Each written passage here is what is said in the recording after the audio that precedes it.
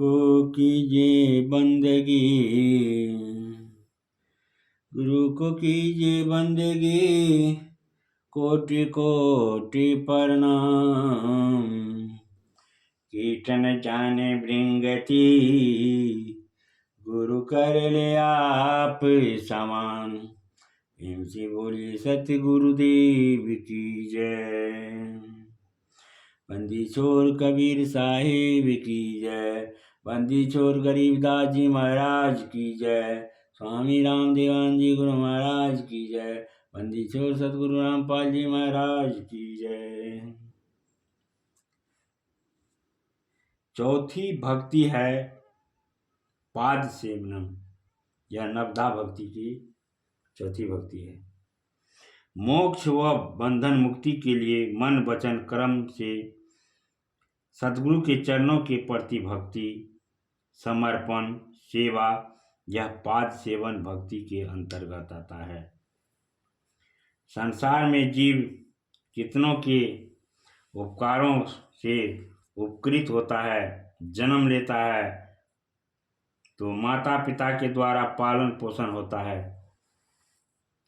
जीव माता पिता का ऋणी होता है, परमात्मा का ऋणी है, भूत प्राणियों का ऋणी है, परंतु सबसे ज़्यादा वह उपकृत होता है सद्गुरु के द्वारा।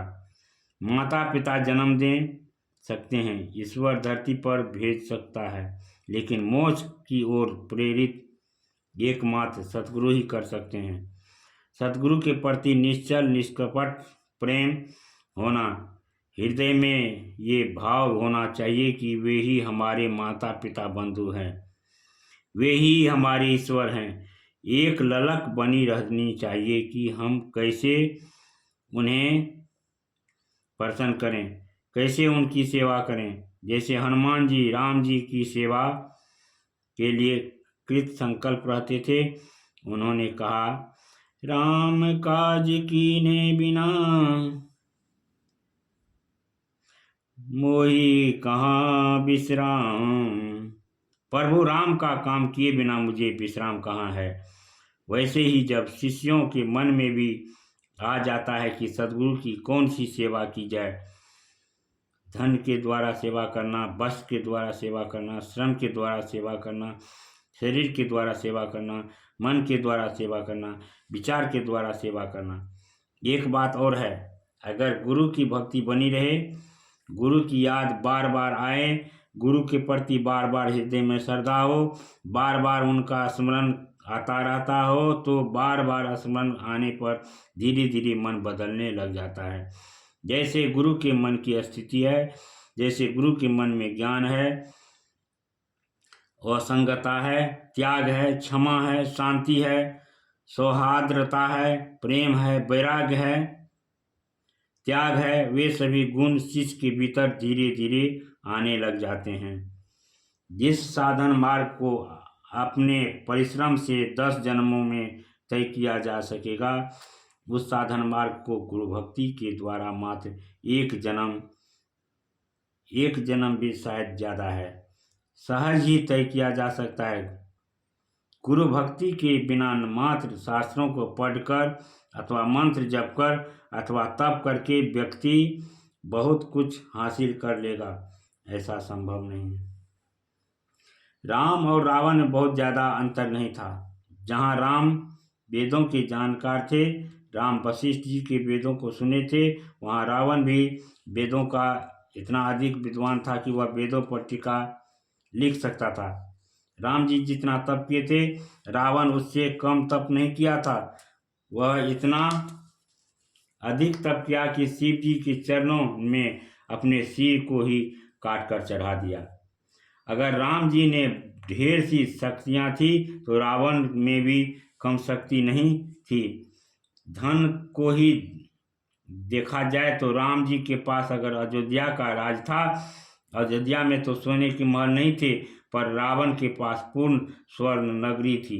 पूरी लंका सोने के महलों से बसी हुई थी। सब कुछ में रावण बढ़ चढ़ कर था, परंतु राम जी के पास एक चीज अधिक थी, और वह थी गुरु वशिष्ठ के प्रति गुरु भक्ति। राम जी अपने गुरु वशिष्ठ जी के अनन्य भक्त थे और रावण के जीवन में कोई गुरु नहीं था। एकमात्र गुरु भक्ति ही राम में अधिक थी और उस गुरु भक्ति ने राम के भीतर तप के साथ साथ सद्गुणों को भी प्रकाशित किया और रावण के भीतर क्या, गुरु के बिना वे तप किए, नाम जपे, सब कुछ किए, परंतु उनके भीतर ज्ञान का विकास नहीं होकर अहंकार का ही विकास हुआ रावण के पास। इतना तपस्वी रावण जो शिव, ब्रह्मा, दुर्गा जी का दर्शन प्राप्त कर लिया, वह भी इतना नीच हुआ कि वह दूसरे की स्त्री को अपहरण करके ले गया आया। कारण क्या था? तप तो था पर गुरु भक्ति नहीं थी और गुरु भक्ति के बिना तप हमेशा अहंकार पैदा करता है। भस्मासुर को ही देख लीजिए, तप था पर गुरु भक्ति नहीं था, गुरु सेवा नहीं थी, गुरु के प्रति समर्पण का भाव नहीं था, इसलिए वह राक्षस कहलाया।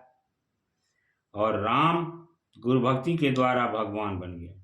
जन्म, मृत्यु, अज्ञान, अविद्या, दुख, बंधन की यातनाओं से मुक्त होने के लिए सद्गुरु का आश्रय रामबाण है। आत्म परिचय, सार असार का बोध, धर्म अधर्म का ज्ञान सद्गुरु कृपा से संभव है। नवदा भक्ति में चौथी सीढ़ी है ये पाद सेवनम, चरणों की सेवा। सतगुरु के चरणों की सेवा का तात्पर्य सतगुरु की सेवा है। जैसे भी बन पड़े उनकी सेवा करना, उनको याद करना, उनका स्मरण रखना, उनकी आज्ञा का पालन करना, बस इतना ही तो भक्ति है गुरु की। गुरु भक्ति के द्वारा सहज ही साजिद मुक्ति प्राप्ति की जा सकती है। साजिद मुक्ति कहा जाता है, लाली देखन मैं गई, मैं भी हो गई लाल। मतलब परमात्मा में समाहित हो जाना। श्री राम ने गुरु वशिष्ठ जी की, कृष्ण बलराम ने संदीपनी मुनि की, शंकराचार्य ने गोविंद पादाचार्य की, तोटक ने शंकराचार्य की, एकनाथ ने जनार्दन स्वामी की, पूरनपुरा ने एकनाथ जी की, शिवाजी ने समर्थ रामदास जी की, दयानंद सरस्वती ने विजयानंद की, कबीर ने रामानंद जी की, जनक ने अष्टावक्र की, विवेकानंद ने रामकृष्ण परमहंस की, परीक्षित ने सुखदेव की, प्लेटो ने सुकरात की, अरस्तु ने प्लेटो की सेवा बंदगी करके महानता के शिखर को प्राप्त किया।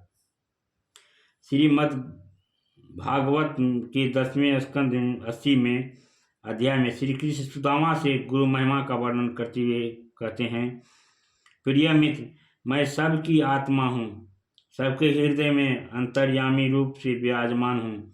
मैं गृहस्थ का धर्म, पंच यज्ञ आदि से, ब्रह्मचारी के धर्म, उपनयन, वेदाध्ययन आदि से, वानप्रस्थी के धर्म, तपस्या से और सन्यासी के धर्म से भी उतना संतुष्ट नहीं होता जितना गुरुदेव की सेवा शुश्रूषा से संतुष्ट होता हूँ। सदगुरु कबीर साहब कहते हैं, गुरु बिन ज्ञान न उपजे, गुरु बिनु मिले न मोक्ष, गुरु बिनु लखे न सत्य को, गुरु बिनु मिटे न दोष। सच्चे गुरु की पाद सेवा, आज्ञा पालन एवं प्रभु की भक्ति के समान अमृत संसार में कोई दूसरा नहीं है। इसलिए कबीर साहब समझा कर कह रहे हैं, सुनिए संतो साधु मिली, कही कबीर बुझाए, यही विधि गुरु सो प्रीति है, कीजिए सोई उपाय। श्रीमद् भगवत में कहा गया है, तावत भयम द्रविणं मेहं स्वहं निमित्त, शोक अस्पृहा परिभवो विपुल स्वलोभ, तावन में सदवग्रह आर्विमूलम, आवनते अंगीग्रीममयम परविनीतम लोक। अर्थात हे प्रभु, जब तक लोग तुम्हारे अभय चरण कमलों का सच्चे हृदय से आश्रय नहीं लेते, तभी तक धन, घर, मित्र आदि के निमित्त से भय, सुख, अस्पृहा, पराजय एवं महान लोभ ये सब होते हैं, और तभी एक संपूर्ण दुखों का मूल यह मेरा है, ये ऐसी झूठी धारणा रहती है। अर्थात भगवान के चरणों में आने पर यह सब नष्ट हो जाता है। श्रीमद् भागवत के ही श्लोक में कहा गया है, समाश्रिता ये पद प्लव महत्वपदम पुण्ययशो मुरारे भवाम्भूर्धिवर्षपदम परम पदम यद्विपदाम न तेषाम। अर्थात जिन्होंने पवित्र यश वाले भगवान के पद पल्लव रूपी जहाज का आश्रय लिया है, उसके लिए संसार सागर बछड़ी का पैर टिके इतना सा हो जाता है। उन्हें पद पद में परम पद प्राप्त हैं, इसलिए कभी भी उन्हें विपत्तियों के दर्शन नहीं होते। प्रेम से बोलिए सतगुरुदेव की जय।